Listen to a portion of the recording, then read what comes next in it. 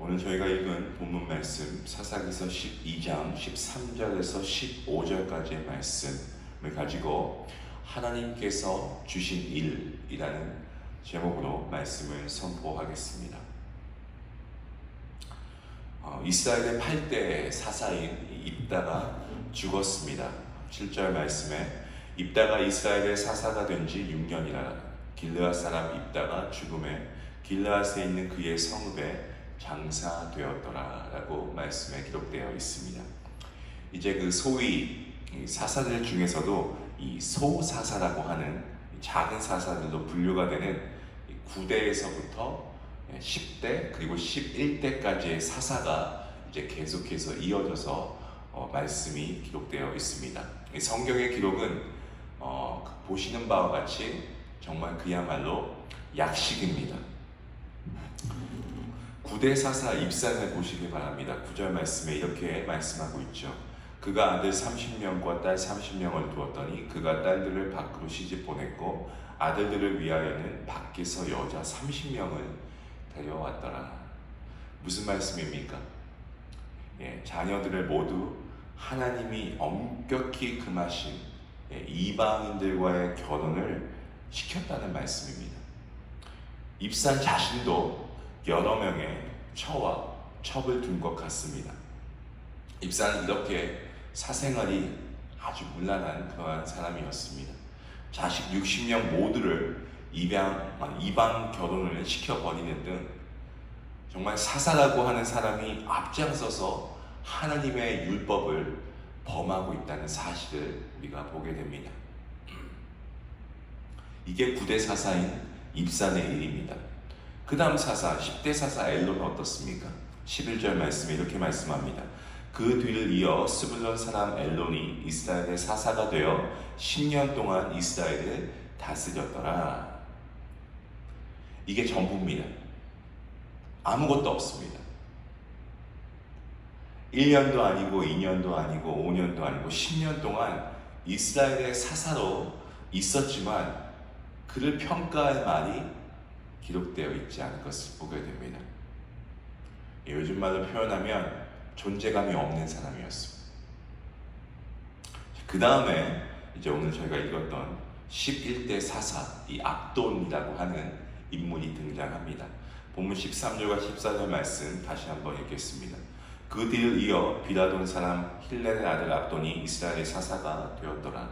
그에게 아들 40명과 손자 30명이 있어 어린 낙이 70마리를 탔더라. 압돈이 이스라엘의 사사가 된 지 8년이라.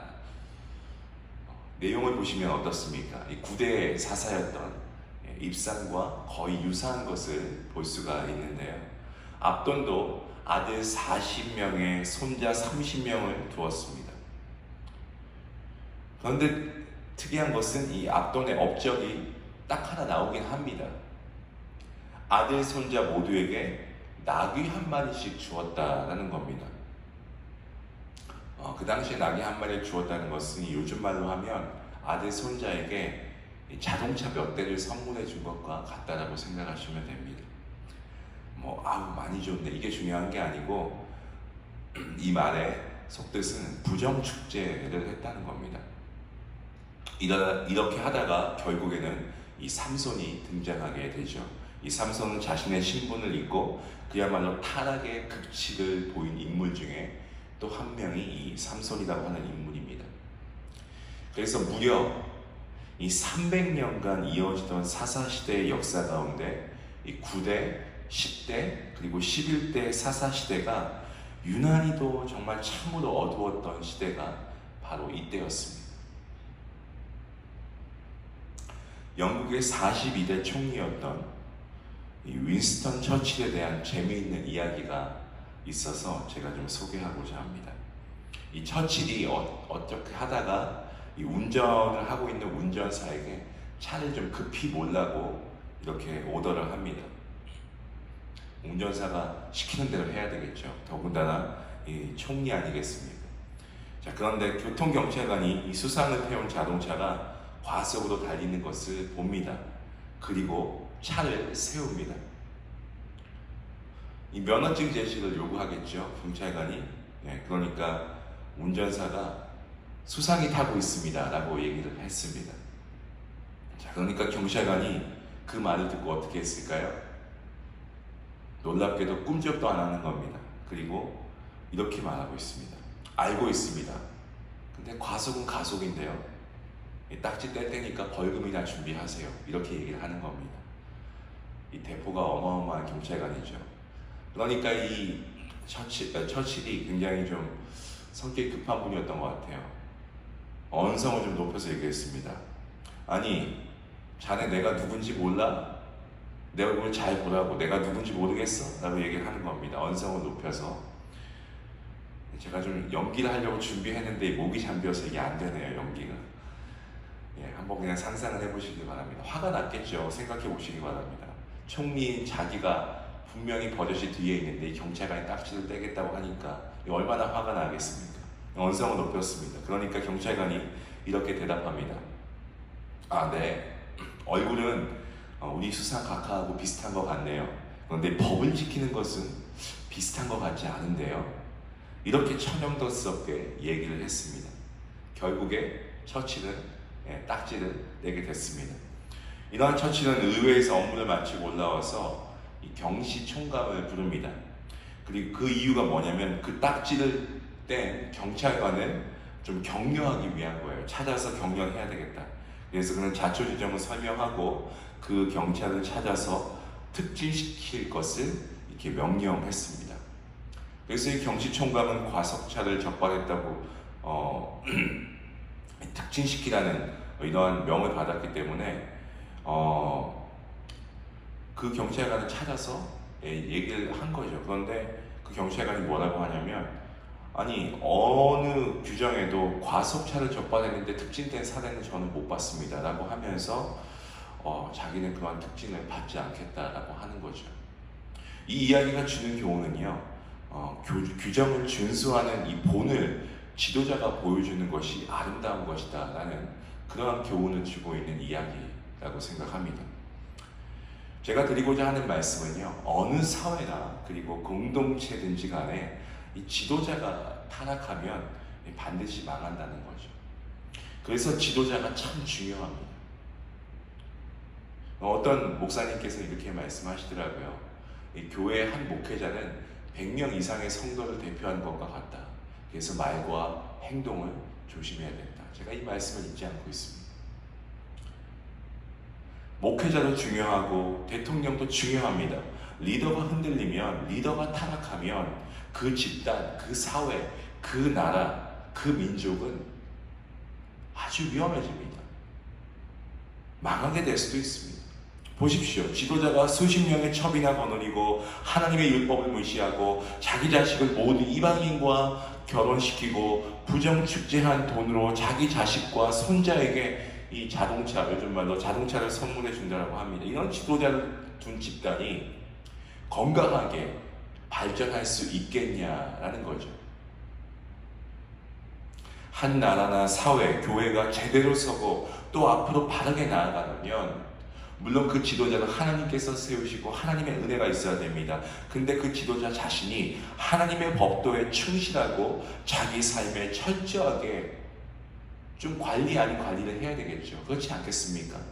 그런데 이스라엘의 경우를 보면 특히 9대에서 10대 그리고 11대 사사의 이 시기는요, 전혀 그렇지 못했습니다. 때문에 역사상 가장 어두운 시기를 통과한 시기가 바로 이 사사들이 있었던 시대였다는 거죠. 성경은 늘 말씀합니다. 회개가 없으면요, 그 죄에 대한 대가는 분명하게 이루어집니다. 회개가 없으면 누구나 망합니다. 9대에서 11대 사사시대가 어두웠고 절망적이었던 이유가 무엇입니까? 그 가운데 하나는 이 시대의 말로 1절 회개라고 하는 것이 전혀 없었다는 거죠. 사사기에는 고유한 이 서술 방식이 있습니다. 대개 처음에는 이스라엘이 하나님께 불순종합니다. 우리 모든 인간이 그렇듯 이스라엘도 그렇습니다. 불순종합니다. 그 다음엔 하나님이 이스라엘을 그 죄에 대해서 징계하십니다. 그리고 그 다음에 이스라엘이 하나님께 매맞고 아이쿠 안 되겠다, 하나님께 부르짖습니다. 그리고 하나님께서 다시 그들을 용서하시고 구원하십니다. 이러한 패턴이 계속해서 이어지고 있습니다.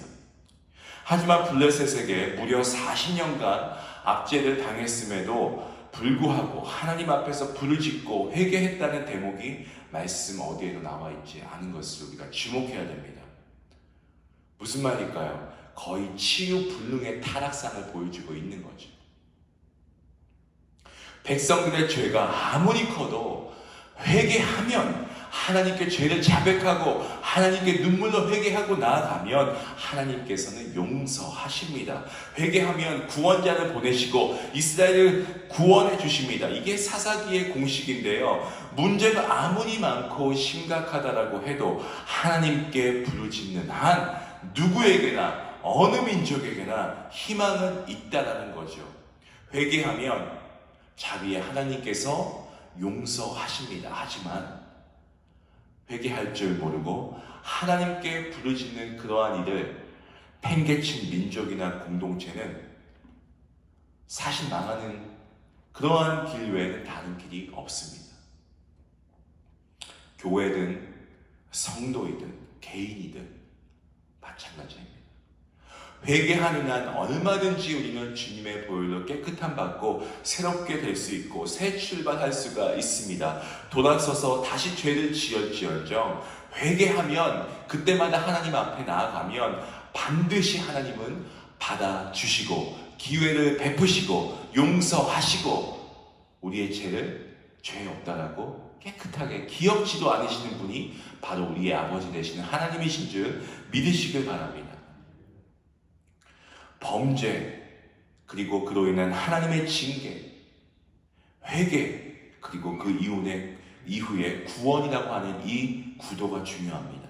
범죄, 하나님의 징계, 회개, 구원. 여러분 좀 이런 것들을 기억하시면 너무 좋을 것 같습니다. 회복을 위한 여러분 믿음이 깨어지면 안 됩니다. 우리가 날마다 회개해야 하는 것도 매 순간 죄를 짓기 때문이 아니겠습니까? 이러한 죄가 우리 안에 있다고 하는 것은 이건 위기입니다. 우리 영적인 우리의 삶 가운데 이것은 정말 절망의 상황이 아니고서야 무엇이겠습니까? 신자는, 성도는 영적인 순발력이 필요하다고 저는 믿습니다. 분별력도 필요하지만 순발력이 필요해요. 무슨 말씀입니까? 죄를 지으면 신속하게 하나님 앞에 회개하며 나아가야 되는 모습이 좀 필요하다고 믿습니다. 왜? 여러분 죄 지은 거 다 기억하세요? 전 못하겠더라고요. 어쩜 그렇게 죄를 많이 지는지, 죄를 기억하려고 하면 기억이 안 날 정도로 죄를 지어요. 때문에 죄를 지으면 신속하게 회개하는 것이 그나마 내가 죄에 대해서 얼마나 경각심을 가지고 하나님께 기도하는지, 하나님이 제 마음을 알아주신다, 난 그러한 생각이 들더라고요. 저는 죄를 지으면 길 가다가도, 그리고 운전할 때에도 눈은 안 감습니다. 눈을 뜬 채로 기도합니다. 운전 좀 하다 보면 속상한 일이 있잖아요. 갑자기 막 차를 막 칼치기를 한다든가. 저도 예외는 없어요. 속은 부글부글 끓죠. 그런 순간에 제가 마음으로, 생각으로 죄를 범했다면 그 자리에서 하나님께 회개합니다. 우리가 좀 죄를 바로바로 회개할 수 있는 이런 신속함이 있으면 참 그것도 귀하다는 생각을 해봅니다. 그런데 이 죄라는 것이 참 이게 무서운 게 만성이 되어서 우리가 죄가 죄처럼 안 느껴질 때가 있다고 한다면 영적인 불감증에 빠지게 되고, 그러면 이 회개가 잘 나오지 않는 경우를 보게 됩니다. 그런데 바로 이 구대에서 11대 사사 때가 바로 이 회개가 실존이 된 그런 시기였다는 거죠.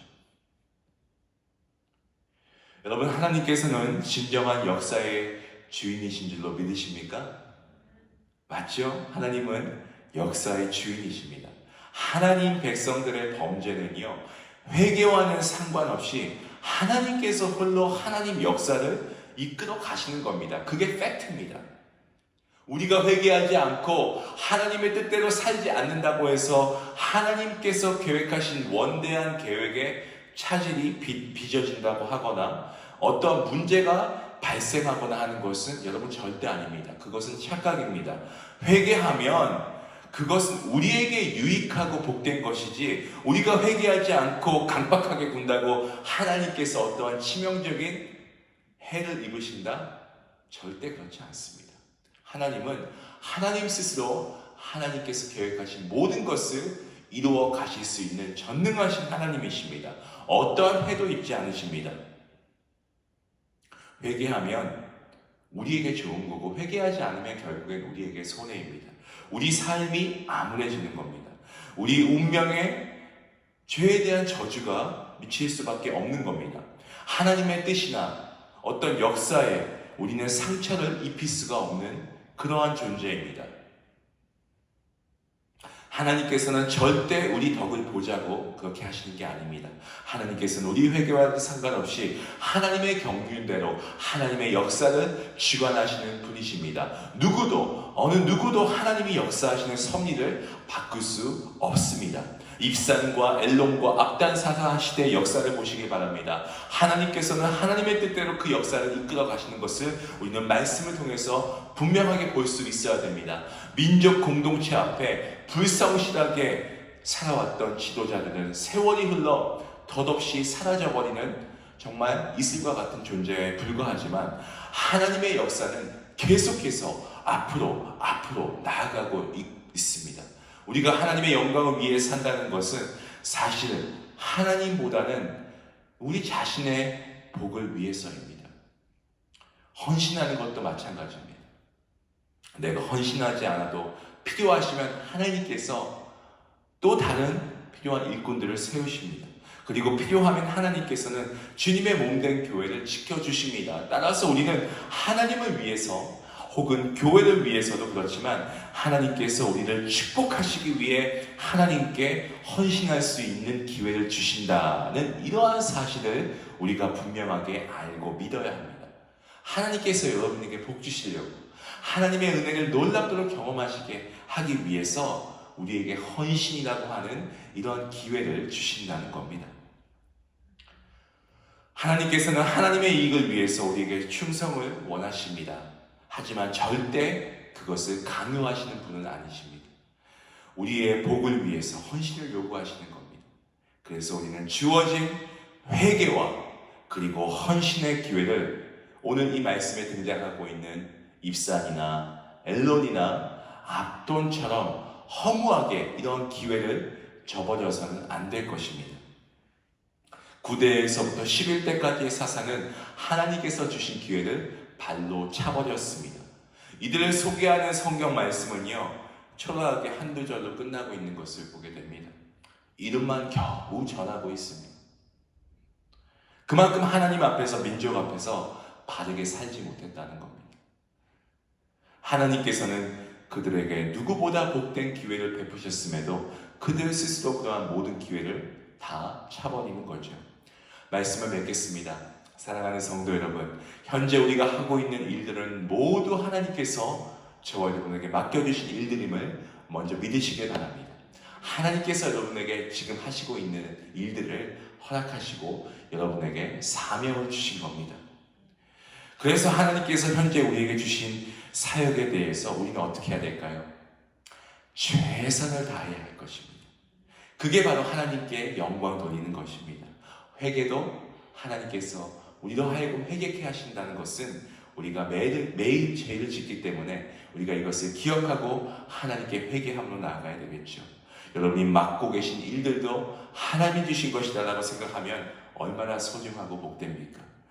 우리가 이것을 믿어야 하겠습니다. 주님께서 우리가 이 일을 맡겨줬다고 하면 주님께서 이 땅에 다시 오시는 그날까지 하나님께서 우리 각자에게 주신 사명에 우리가 충성된 종으로, 청지기로 우리가 그 일을 성실하게 감당해서 누구보다 하나님께서 그 일을 통해서 우리로 하여금 은혜를 주시는 것을 믿으시고 우리가 주님 앞에 섰을 때 참 잘하였구나 나의 충성된 자녀야 라는 이러한 칭찬을 우리가 받아야 될 것입니다. 이러한 것을 우리가 소망하고 오늘도 주님께서 주신 이 모든 일들을 우리가 열심히 성실하게 충성되이 잘 감당되어서 이런 하나님의 놀라우신 은혜와 복을 누리며 살아갈 수 있는 귀한 복된 성도님들 될 수 있기를 주님의 이름으로 간절히 축원합니다.